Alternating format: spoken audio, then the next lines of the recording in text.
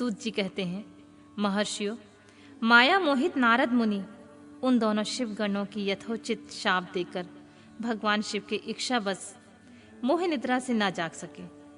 भगवान विष्णु के किए हुए कपट को याद करके मन में दुस्सह क्रोध लिए हुए विष्णु लोक को गए और संविधा पाकर प्रज्वलित हुए अग्निदेव की भांति क्रोध से जलते हुए बोले।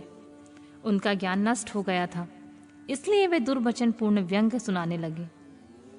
नारद जी ने कहा, हरे, तुम बड़े दुष्ट हो, कपटी हो और समस्त विश्व को मुंह में डाले रहते हो। दूसरों का उत्साह या उत्कर्ष तुमसे सहा नहीं जाता। तुम मायावी हो, तुम्हारा अंतःकरण मलिन है। पूर्व काल में तुम्ही ने मोहिनी रूप धारण करके कपट किया, असुरों को वारुणी मदिरा पिलाई, उन्हें अमृत नहीं पीने दिया। छल कपट में ही अनुराग रखने वाले हरे, यदि महेश्वर रुद्र दया करके विष ना पी लेते तो तुम्हारी सारी माया उस दिन समाप्त हो जाती। विष्णुदेव, कपटपूर्ण चाल तुम्हें अधिक प्रिय है, तुम्हारा स्वभाव अच्छा नहीं है, तो भी भगवान शंकर ने तुम्हें स्वतंत्र बना दिया है। तुम्हारी इस चाल ढाल को समझकर अब वे पश्चाताप करते होंगे।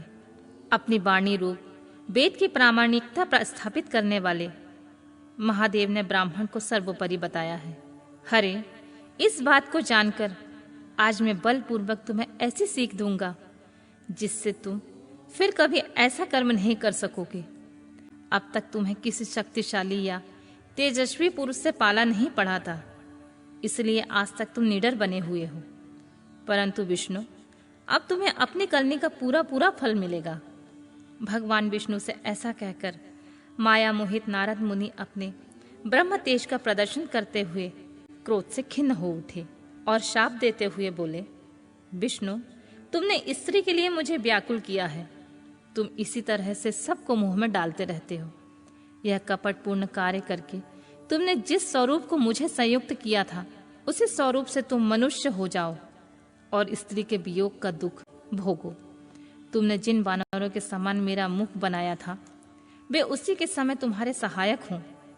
तुम दूसरों को स्त्री विरह का दुख देने वाले हो, अतः स्वयं भी तुम्हें स्त्री के वियोग का दुख प्राप्त हो। अज्ञान से मोहित मनुष्य के समान तुम्हारी स्थिति हो।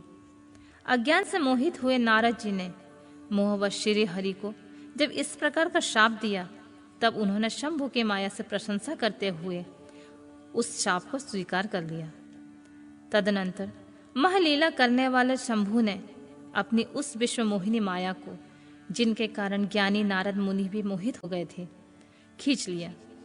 उस माया के तिरोहित होते ही नारद जी पूर्ववत शुद्ध बुद्धि से युक्त हो गए। उन्हें पूर्ववत ज्ञान प्राप्त हो गया और उनकी सारी व्याकुलता जाती रही। इससे उनके मन में बड़ा विस्मय हुआ। वे अधिकाधिक पश्चाताप करते हुए बारंबार अपनी निंदा करने लगे। उस समय उन्होंने ज्ञानी को भी मुंह में डालने वाले भगवान शंभु की माया की सराहना की।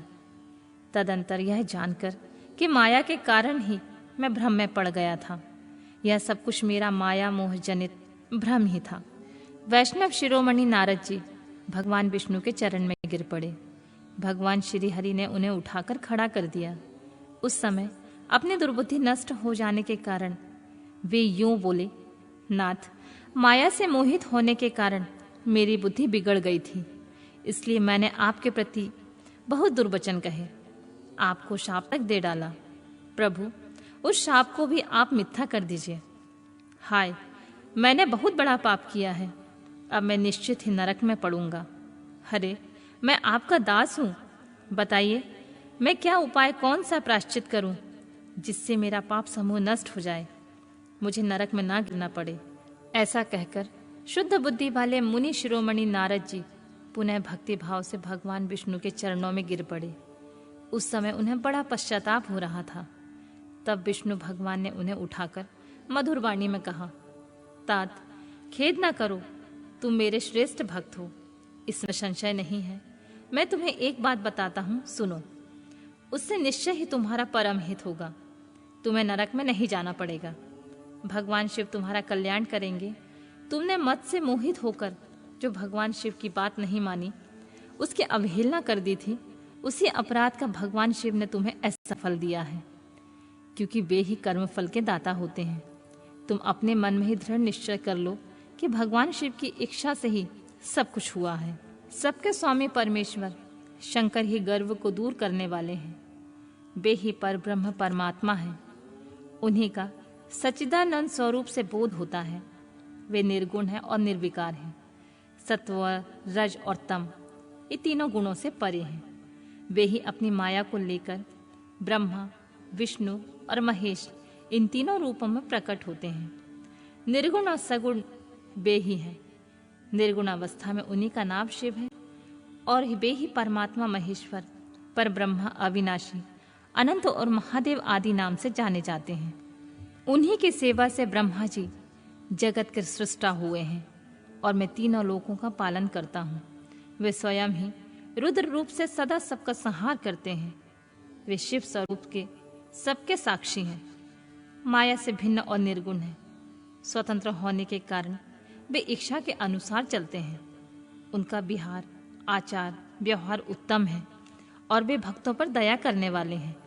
नारद मुने, तुम्हें एक सुंदर उपाय बताता हूँ जो सुखद समस्त पापों का नाशक और सदा भोग एवं मोक्ष देने वाला है। तुम उसे सुनो। अपने सारे संशयों को त्याग कर तुम भगवान शंकर के सुयश का गान करो और सदा अनंत भाव से शिव के सतनाम स्त्रोत का पाठ करो। मुने, तुम निरंतर उन्हीं की उपासना और उन्हीं का भजन करो। उन्हीं के यश को सुनो और गाओ तथा प्रतिदिन उन्हीं की पूजा अर्चना करते रहो। नारद, जो शरीर, मन और वाणी द्वारा भगवान शंकर की उपासना करता है उससे पंडित या ज्ञानी जानना चाहिए। वह जीवांत मुक्त कहलाता है। शिव इसी नाम रूपी दावा नल से बड़े बड़े पातकों के असंख्य पर्वत अनायास भस्म हो जाते हैं। यह सत्य है, सत्य है, इसमें कोई संशय नहीं है। जब भगवान शिव के नाम रूपी नौका का आश्रय लेते हैं वे संसार सागर से पार हो जाते हैं। संसार के मूलभूत उनके सारे पाप निसंदेह नष्ट हो जाते हैं। महामुने, संसार के मूलभूत जो पातक रूपी वृक्ष हैं उनका शिव नाम रूपी कुठार से निश्चय ही नाश हो जाता है। जो लोग पाप रूपी दावा नल से पीड़ित हैं उन्हें शिव नाम रूपी अमृत का पान करना चाहिए। पाप दावाग्नि से दग्ध होने वाले प्राणियों को उस शिव नाम अमृत के बिना शांति नहीं मिल सकती। संपूर्ण वेदों का अवलोकन करके पूर्ववर्ती विद्वानों ने यही निश्चय किया है कि भगवान शिव की पूजा ही उत्कृष्ट साधन और जन्म मरण रूपी संसार बंधन के नाश का उपाय है। आज से यत्न पूर्वक सावधान रहकर विधि विधान के साथ भक्ति भाव से नित्य निरंतर जगदम्बा पार्वती सहित महेश्वर सदाशिव का भजन करो। नित्य शिव की कथा सुनो और कहो और अत्यंत यत्न करके बारंबार शिव भक्तों की पूजा करो। मुनि श्रेष्ठ, अपने हृदय में भगवान शिव के उज्ज्वल चरणार बिंदु की स्थापना करके पहले शिव के तीर्थों में विचरो। मुने, इस प्रकार परमात्मा शंकर के अनुपम महात्मा का दर्शन करते हुए अंत में आनंदवन काशी को जाओ।